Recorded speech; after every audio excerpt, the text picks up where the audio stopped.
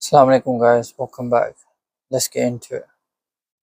On a quiet Saturday in London, they came for an old woman, 83 years old. Her crime, a placard that read, "I oppose genocide, I support Palestine action." They led her away in handcuffs. She smiled, calm, dignified, unafraid. Her name, Reverend Sue Parfitt. She wasn't alone. Over 20 others were arrested that day. Many elderly, many women, all peaceful, all guilty of nothing except opposing a genocide. So what brought this on? A decision signed by Home Secretary Yvette Cooper to brand Palestine Action a group that's never hurt a soul, a terrorist organization. Their weapons, paint, chains, banners. Their mission, to stop British-made bombs from reaching Israeli hands, to disrupt genocide, not committed. And the day Parliament voted to criminalize them, it was the anniversary of women in Britain winning the right to vote. The irony is obscene. Most women MPs posted tributes to the suffragettes, then turned around and voted to criminalize their spirit. But do they remember who the suffragettes were? The Women's Social and Political Union, led by Emmeline Pankhurst, planted bombs, burned down buildings, smashed windows, disrupted Parliament, chained themselves to railings, vandalized golf courses and churches, starved themselves in prison, and declared, "We are here not because we are lawbreakers, but in our efforts to become lawmakers." By comparison, Palestine Action is restraint incarnate.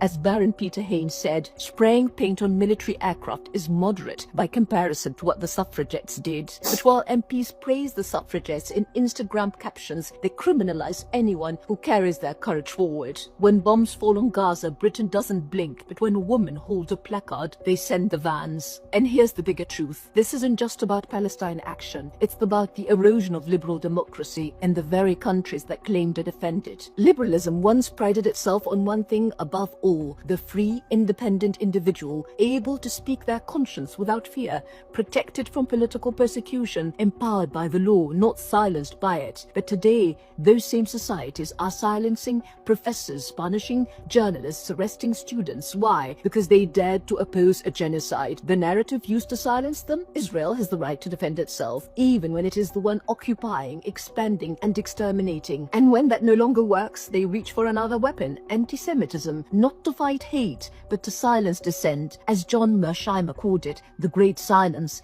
a systematic effort to shut down criticism, to make Israel a sacred taboo. The German philosopher Jürgen Habermas defined democracy as a communicative society, not ruled by guns or decrees, but by open conversation. A society where nothing, not even the sacred, is off limits. But in today's West, you can mock religions, insult prophets, ridicule politicians, desecrate churches, but speak out against Israel and the conversation stops. You are labeled, demonized, punished. Look at the campaign against Bob Dylan for chanting death to the IDF. Look at the BBC twisting, distorting, burying stories, not to inform the public, but to manufacture consent for massacre. And still, the people speak, because something is breaking and something is rising. At Glastonbury, when Bob Dylan led that chant, tens of thousands roared it back, live on national TV. The crowd stood with Palestine. The politicians scrambled. Lisa Nandy called for sackings. Keir Starmer condemned it. Even the White House weighed in. But not one of them condemned what provoked the chant: the bombed hospitals, the burning children, the starving cities, the genocide. And just 2 days later, the UK High Court ruled it lawful to keep supplying parts for Israel's F-35 fighter jets. Chanting against genocide is a scandal. Committing it is lawful. But the tide is turning. In Britain, Israel's net favorability is -46. Nearly half the country believes it's committing genocide. A majority wants Netanyahu arrested. Across Europe, the picture is the same. And in the US, among young Democrats, support for the Palestinians has surged. Even young Republicans are beginning to turn. A Pew poll showed 53% of Americans now view Israel unfavorably. A Reuters Ipsos poll found 4 in 10 say Israel's problems are none of our business. And they're right, because this is not just a war on Gaza. It's a war on truth, on conscience, on democracy itself. The battle for Palestine is no longer only in Rafah or Khan Yunis. It is in London, in New York, in Berlin. It is in our hands. Because just as the suffragettes weren't handed freedom politely, just as apartheid didn't end by parliamentary patience, this will be won the same way, by people by pressure, by persistence, by refusing to be silenced. History moves when the people make it move, and Palestine is now at the center of that storm. So remember the names: James D., the Welsh nurse who went to Rafah and came back heartbroken but undeterred, marching, protesting; Reverend Sue Parfitt, who smiled as they took her away; Baroness Jenny Jones, who stood when others stayed seated. When Palestine is free, and it will be, we'll remember those who stood for justice, and we'll remember. I'm just gonna pause it there and just say that, you know, this is history. You know, everyone's comfortable saying the right things from their home, but when you're going out there in the street and protesting the risk of you being arrested, that's when it really matters. You know, you stood up for justice. But each their own. You know, just do what you can. This is what I'm doing. I'm just you know, commenting and reacting to all this news that's going on. But people know the truth, you know what I mean? Like, you can see the example of Glastonbury, you know, the people chanted back. You know, it doesn't take a rocket science to see what's going on, you know what I mean? The hood, the IDF soldier hood, you know, say genocidal stuff, you know, and do, you know, I want everyone, or whoever's watching this, you know, give it a try. Try to speak to them people in Israel, the citizen, I'm talking about citizen, and they'll ask you, what do you think about Palestine and Israel, and this and that, and they'll come out with ridiculous arguments. And yeah. Who stood in its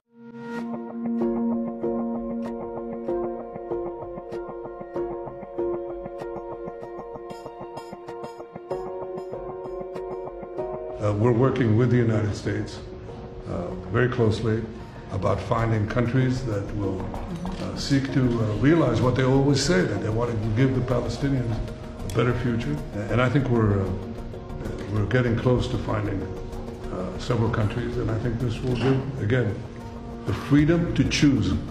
Palestinians should have it, and I hope that we can secure it close by. We've had great cooperation from surrounding Israel, surrounding countries, great cooperation from every single one of them. So something good will happen.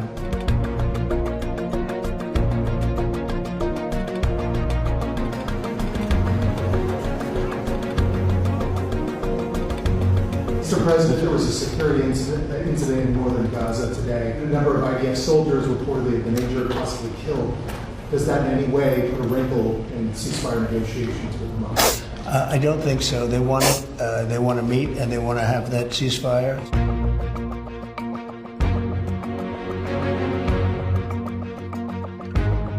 I think Palestinians should have all the powers to govern themselves, but none of the powers should threaten us.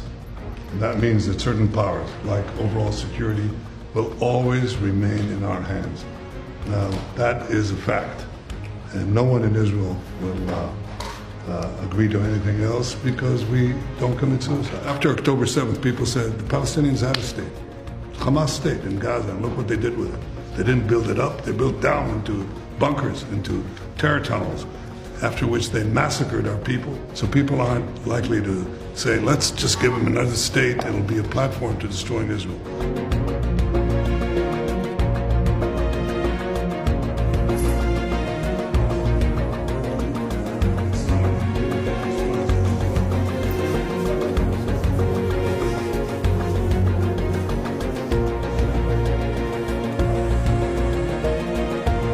Living in fear, homes destroyed, no school, and working on the streets.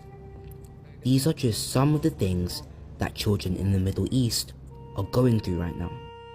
From the latest conflict between Israel and Iran to the ongoing desperate conditions in Gaza, the region is seeing an increase of violence, which is having a devastating impact on children and families. Millions are relying on aid for basics like food and fresh water. But charities are also working hard to help children deal with the horrors of conflict. The Disasters Emergency Committee work with their member charities to provide art and game sessions to help children across the region cope with their trauma. They're working in a temporary hospital in Gaza, which is treating thousands of patients, and with children in Lebanon, who who had to flee their homes in the most recent conflict. The classes helped bring some normality to their lives. The children's charity UNICEF recently reported that worldwide, 1 in 6 children live in areas affected by conflicts. That's more than 473 million. They're calling for world leaders to end the suffering of children.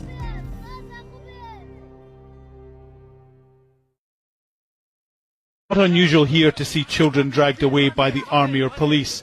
A new report by the charity Save the Children says what is happening in the military judicial system is a serious human rights concern. It reveals 42% of the children arrested were injured. Injuries included gunshot wounds and broken bones. 65% were arrested during the night, mostly between midnight and dawn. 86% were beaten at some point. 76% threatened with physical harm, and 60% hit with sticks or guns.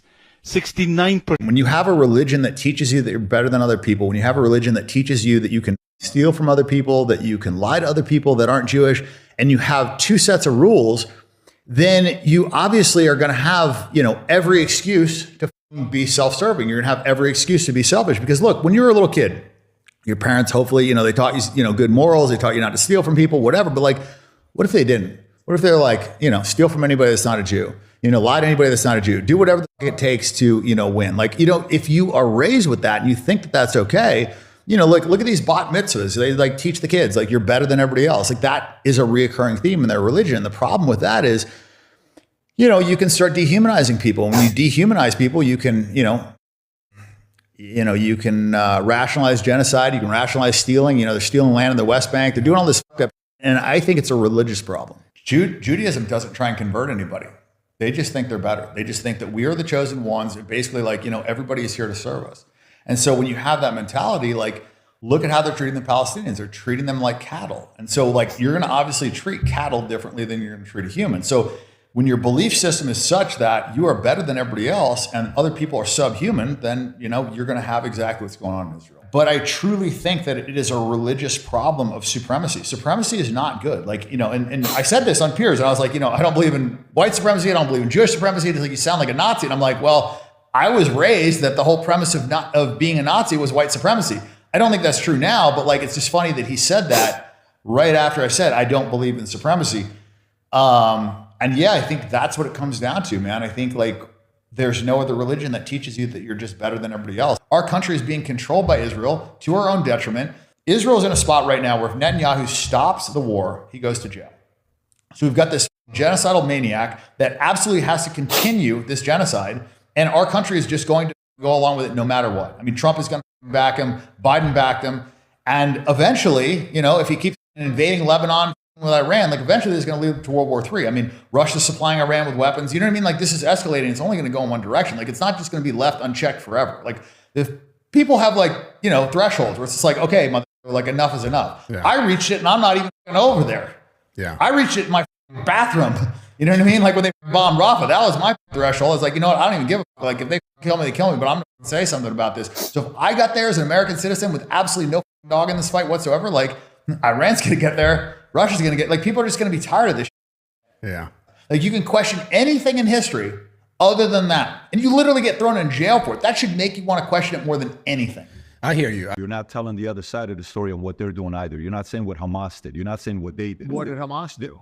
I mean, from day one, when you see the rapes and the videos, we've all seen it. This isn't something what rapes and videos? But stay on this here if you want to continue with this. No, but what rapes and videos? But my concern when you're saying Israel's doing it, you're saying the other side isn't doing anything. No, but I'm asking. No, there was no rapes during October 7th. They've shown no rapes from October 7th. They showed no beheaded babies. All that was all bullshit. I'll send you stuff. No, there's plenty of stories. It's not all of them. The Israeli articles that I saw recently said that there was only 2 babies killed. One was shot by a bullet, and the other one died in a hospital. There was no babies in ovens. There was no beheaded babies. All that was all bullshit. Okay, so go back to the part when you said they think they're better than you. You believe that Jews think they're better than everybody else. It says it in their Bible. Okay, but you believe they're better than everybody else. Okay. I didn't say they're better than everybody else. They think.